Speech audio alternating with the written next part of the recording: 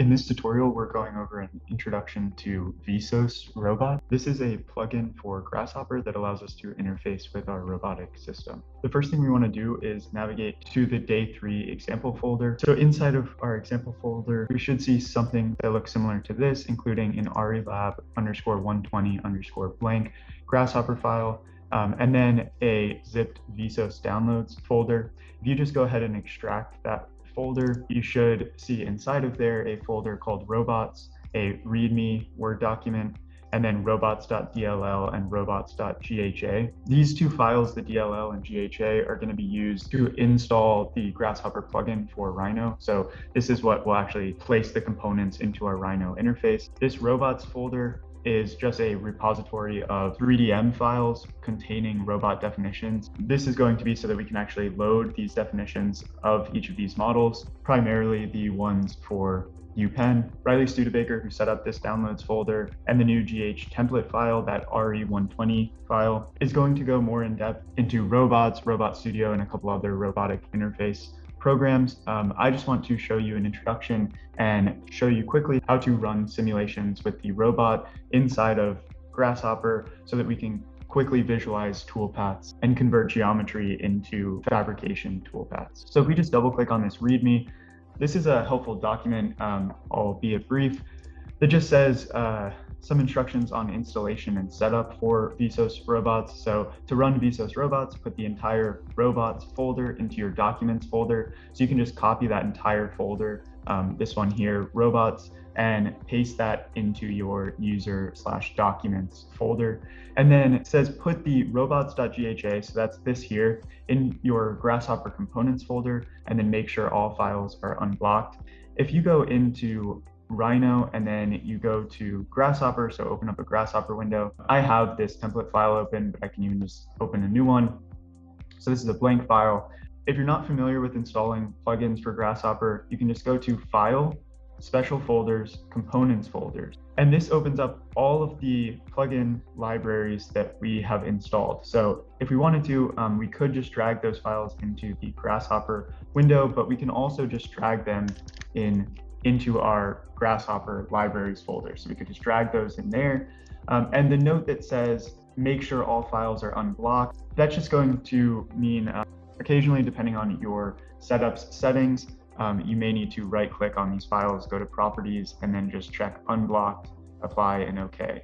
And you may need to do that on each of those for them to run. And then you also may need to close out of your Grasshopper and Rhino files and then reopen it in order for it to update on the top toolbar there. So we can just close out of that, and I'm going to open up that template file, so RELab_120. We're in a blank Rhino file, so everything should be contained inside of this folder. Again, this template file was made by Riley Studebaker, compiling previous work from David Forero and Mariana Righi, the two prior robotic lab operators. So the general setup of this file is input target planes. This is an optional lead in and lead out path. We'll talk about that in a second. But basically those two are just setting up the actual toolpath for the robot. And then the robot setup. So this includes a home position. So here we have a home position for the robot to start and end at. We have a tool setup. So what end effector is on and how is that end effector actually programmed, including its TCP or tool tip point, its weight, and the actual geometry of that end effector, all being plugged into this create tool component so that we can tell the robot which tool we're using. And then at the bottom here is where we're going to actually load our robot instance. So in this case, we have our Penn IRB 120 loading in here, and we're specifying the base plane for it to load into, which would relate to its position in the robotics lab. If we click on the drop down here, we can select any of the other Penn robots, but I'm going to just keep it at 120 for now and hide that robot. Now, in this step, we also feed in from those toolpath input points or planes, we create targets for the robot. So these are going to essentially be waypoints and a list of instructions for the robot to execute. So right now we have null values. You can see if we hover over the target for the home position, we do actually have values there because it's reading in our home position. We then have a merge component that is going to start at the home position at D1, end at the home position at D3, and then it feeds our entire list of targets for the toolpath that we want the robot to run on. This plugs into a create program component. This is what is actually going to save out the commands to send to the robot so that we can actually get the robot to run in the physical lab space. This is also going to output program information that we can use in a program simulation component. So that takes the program output from the create program component, and then a time slider. So we'll actually be able to slide through this slider and visualize the robot running. There's one more way of visualizing that, which we can look at in a second, but the slider is most often what we're going to use to visualize the program motions. Then we have an error and a warning output. So it says notes here, right? Errors in the simulation, things that will go wrong and not let the program generate. And then warnings are warnings in the simulation, so things may go wrong, but it will not prevent the program from running. So those are things that you need to check, like risk constraints or certain boundary errors, things like that, or self-collisions. Errors are things that are impossible for the robot to execute, so it actually won't save out a program from this program output. Right now I have this save program component disabled, but this is what is actually going to save out the program from the create program component in Grasshopper to whatever path we've specified here. So if you want to save out a program, which we're not going to get into, you would just change this to your local desktop or any folder on your local drive. Now, the rest of this is related specifically to running the robots and outputting rapid code. So Riley and Claire Moriarty are going to discuss that with you all later. I'm not going to get into it now. We're just going to focus on running the simulation and just making sure we can actually input a toolpath, get it operating on the robot, and visualize this. So if we go all the way back to this input here, target planes, so we know that the input for these targets are going to be plane inputs. So in this case, what we can do is actually just draw out a curve in space. We can bring this curve into Grasshopper, so set one curve there. We can divide this curve either into equal segments, or it usually makes sense to do a distance division, so we have some kind of control over the actual physical movement distance. So let's say 40, which is 40 millimeters. So we have a fair few numbers of divisions. It looks like our curve is a little bit crazier than I expected because the way that the C-plane is set up. Once we get that curve divided, we could simply just plug it into the target planes and it will default to planes in the XY direction related to those points. Looks like our curve is significantly bigger than our robot workspace. So we can just scale this down.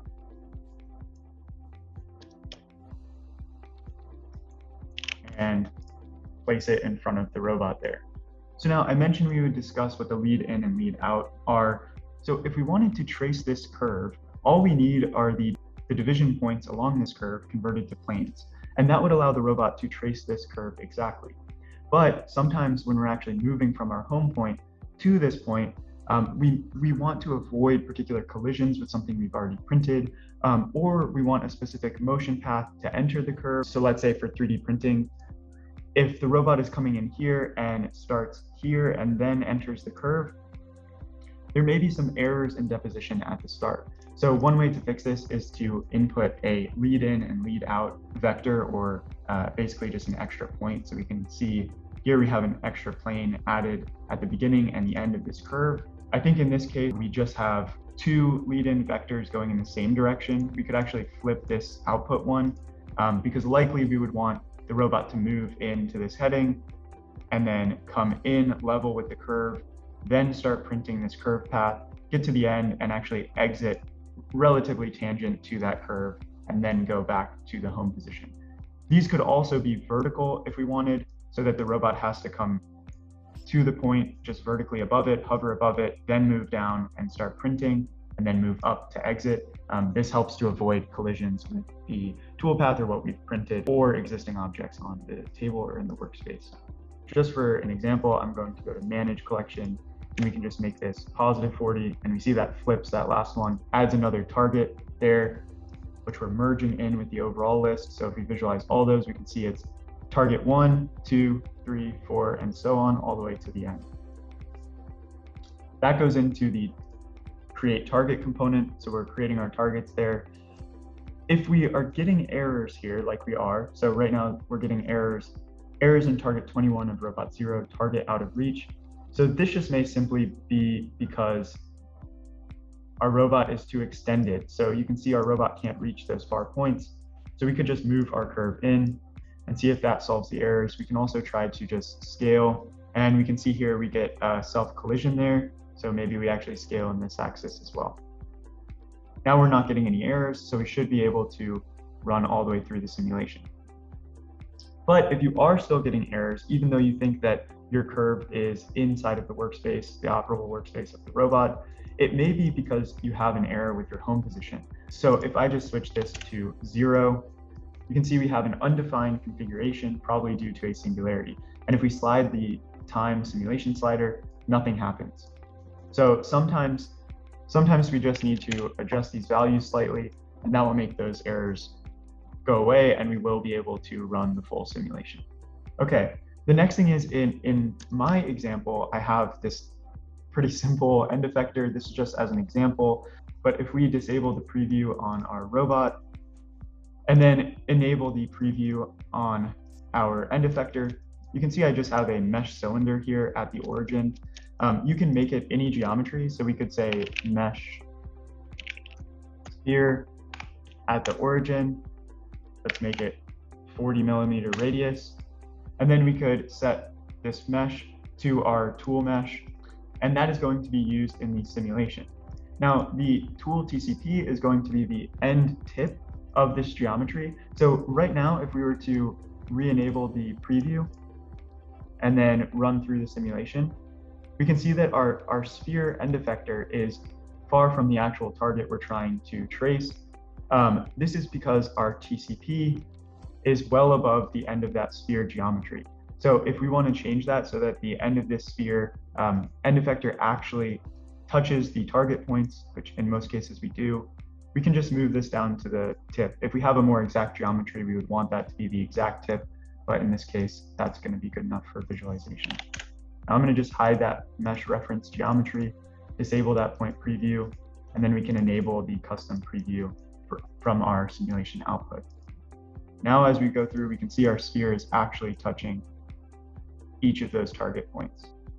This is pretty much it for the introduction to Visose Robots. One more thing to note is if you want to actually see where these components come from, you can just hit Control-Alt and then click on those components, and it will take you directly to the tab at the top toolbar inside of Grasshopper, and it will show you where that component is stored. So you can actually see here all of the components inside of Visose Robots. So if you wanted to swap out any components in this file, or you were curious what each one does or why it's placed in here, or just where it is in case you ever need to make your own file, you can just hit Control-Alt and left click, and that will take you to the component in your top toolbar. Now, just as a demonstration, instead of this random curve, I'm going to input the mesh crawler output curves, and we can see how this robot may trace those curves. So I'm just going to go ahead and copy the output curves from our crawler. And then we can go back to our robot setup, and in the Rhino file, we can just paste those curves. Now, if we just visualize this robot so that we can see the scale, we see that our geometry here for these curves are out of scale. So I'm going to just scale this relative to the origin. So type scale, type 0 for the base point at the origin, and then just type 0.1. So one thing that we can do is just make a curve parameter, set multiple curves. We can select all of those, and then we can divide each of these curves. In this case, since we're not actually running this on the robot, I'm just using a divide curve into equal length segments component. And then this would give us a grafted list. So if we just visualize these parameters, we can see that this is a grafted list here. What we want to do instead is just flatten this list, so we just have one list of target points. We would probably do something a little bit more elegant if we were actually running this, but this is just for visualization's sake. So now we can plug these into target planes, hide this preview on the robot load. Since our robot is rotated, we're actually going to want to rotate these curves, and we may actually just orient it this way. So in this case, I'm just going to use this set of curves. So the curves on one side facing the robot, and then we can just scroll through here. And maybe we actually want probably higher resolution dimensions. So set integer to 80. Set all of these curves. And now we can scrub through this toolpath.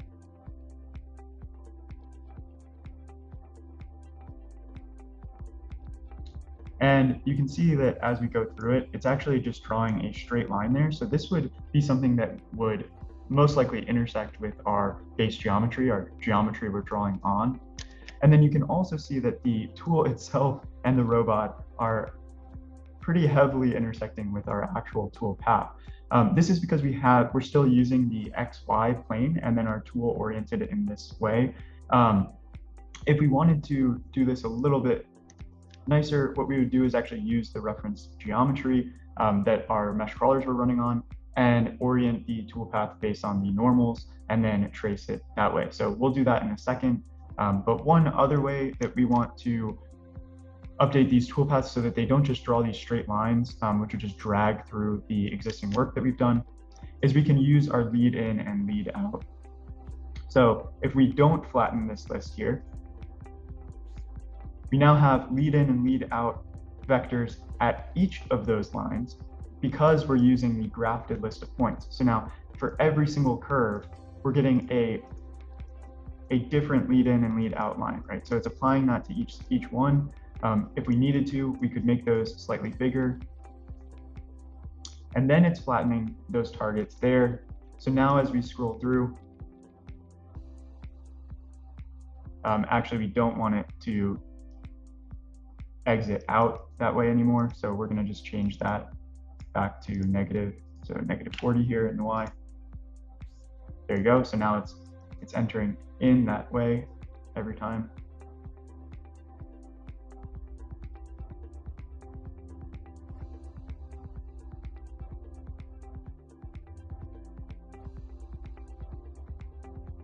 What I'm going to do is go into our mesh crawler file. We can just bake our mesh, copy it into our robot template file. So just pasted that.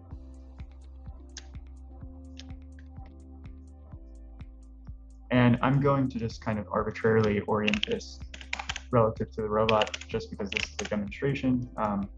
So I'm going to try and align it with our reference curves there from this geometry. We can just type orient 1, 2, 1.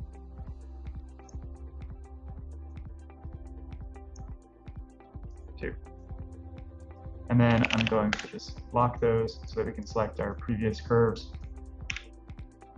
and delete them, and unlock these objects. And now if we go into Grasshopper here, so we've deleted our curve inputs, which we'll fix in a second. And we also only care about these curves that we were looking at on that side. So I'm just going to select those. I'm going to select everything else, hide those so that we can just look at these curves. Set multiple curves. So this should be exactly what we had before. But we can see here that our robot is colliding with our reference geometry. So if I visualize these points, one thing that we can do is take our reference geometry, which we know is a mesh. So if we take that and bring it into Grasshopper, right click, select one mesh, and I'm going to hide it inside of Rhino. We know that a mesh has vertices, faces, but it also has normals, which we covered in the crawlers. So we can extract these normals inside Grasshopper by typing deconstruct mesh. This gives us an output of its vertices, faces, its colors, and its normals. So we can see there that those are all of the vertices previewing, but it also has normals that we can preview as well. So what we want to do is say for every single point on these curves, we want to find the actual normal relative to the mesh. That way the robot orients relative to the surface of the mesh. So we can do this by saying closest point, plugging in each of our curve points. The cloud of points that we're going to search is actually all of our mesh vertices. So we can just plug that in. It gives us the closest vertex to each of our points on our curve. And it also gives us the index value. So what we can do is actually use a list item. So double click, type list item. And this is going to take an input list. So a list of something like normals. So we can plug that into our L. And then an index input. So we can take our indices, plug those in. And we should see, if we make a panel, that we get an output list of normals, which we are getting. And these are relative to the structure of our curve divide points. Now we should be able to double click and type plane normal. And this component is going to create a plane perpendicular to a vector. So this is exactly what we want. So our origin for these planes are going to be our points. And then our z-axis is going to be each of our normals. So now we have several planes oriented relative to the normal of the mesh, but placed at the points of our curve. Now, if we plug this into our target planes, we should actually be able to get this robot to trace out the surface of the mesh. In this case, it looks like we need to reorient our tool. So we're going to change the tool plane. We can first try just making the X the actual X. And then we need the Z to be, to be 0. And then we can set our Y equal to X. Or Y equal to Y. Okay.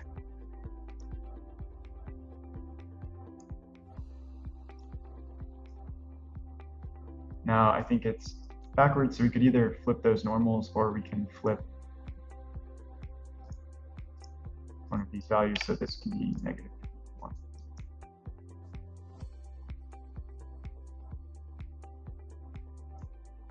Now it's a bit too close, so the robot is actually colliding with itself. If we just show selected and then select all of that geometry, should just be able to move this out slightly, and we may actually need to move it up.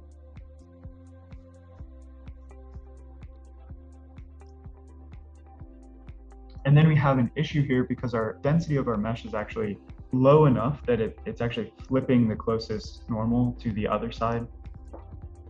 One way to fix this is we could actually just average the normals. So if instead of using the exact normal on the mesh here, we know that we want the robot to always be oriented coming in from this side. So we never want it to get into the geometry like that. One way of doing this is to take all of the outputs from these curves and just average all of those normals. So we can actually just flatten this list, and we can do a mass addition. And this is going to add all of the normals on that surface that we've extracted together. So we can see we get one vector output there. Now we just need to scale that output vector component. So add the origin, and then we're just going to input the list length. So we've seen a similar method here before, but add up all of the items and divide by the length of the list. So it's going to be what this scale does. We should also be able to do this with a division. So divide by the length of this original list, so 2,430. And now we get a vector output there. Before we use that for our target planes, we can actually just say cross-reference And cross-reference is going to take two lists and match the data from one to the structure of another. So if we just plug in points into A and then our R into B and then hover over A, so we have 2,430 items from list A. We have one from list B. We now have 2,430 items as an output from B, and the same for list A. If we take a look at these, our list A has not changed. But if we look at our list B, we now have that same average normal, but for each item in our points list, which is exactly what we want. We want the same data structure, but using that one average normal. Now we can plug our B list into that Z normal input to our plane and see if that works any better for us.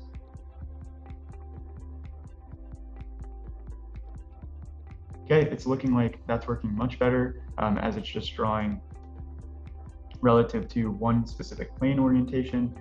We could eventually add some variation so that it doesn't come all the way under here, but it does trace the mesh a little bit more carefully, but we're not going to get into that right now, as this is just an intro to the structure of robotic simulation inside of this Visose template.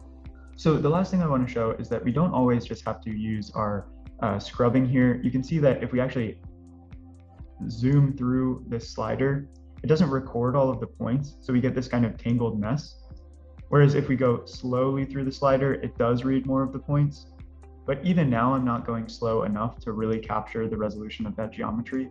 So if we want a more accurate example of the simulation, what the robot would actually look like running this program, what we can do is right-click on the sim component, select Open Controls, and by default, it's set to 100% playback. So if we just hit the play button, we can see that it's actually running the robot at real time. So if we just increase this percentage, we can run it faster.